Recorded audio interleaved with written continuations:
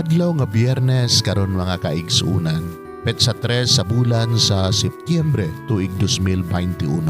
Unang Biyernes karon sa bulan, first Friday of the month. Ato usab nga gisaulog ang kapistahan ni Saint Gregory the Great. Ang pagbasa kinutlo gikan sa Ebanghelyo sumala ni San Lucas kapitulo 5 bersikulo 33 ngadto sa 39. Og miingon sila kang Jesus. Ang mga tinun-an ni Juan kanunay nga nagpuasa og nagampo. Ingon man ang mga tinun-an sa mga Pariseo.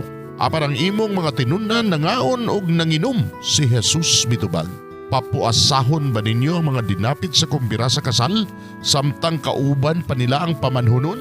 Dili gayud. Apan moabot ang panahon nga ang pamanhunon kuhaon og niadtong adlaw magpuasa na sila. Unya giso ginlan usab sila ni Jesus ni ining sambingaya. Walay tawo nga magtabas og usa ka bahin sa bag-ong biste aron itapak sa daang biste kay kun buhaton niya kini madaot ang bag-ong biste ug ang gitapak dili mo bagay sa daan. Ug walay magsulod og bag-ong bino diha sa mga daang sudlanan nga panit kun buhaton niya kini. Ang bag-ong bino makagisi sa daang panit og unya, madaot ang sudlanan ug mausik ang bino. Kinahanglan nga ang bag-ong bino maoy isulod sa bag-ong sudlanan. Walay tawo nga mangandoy sa bag-ong bino tapos siya makainom sa daang bino. Miingon siya, mas maayo gayod ang daang bino.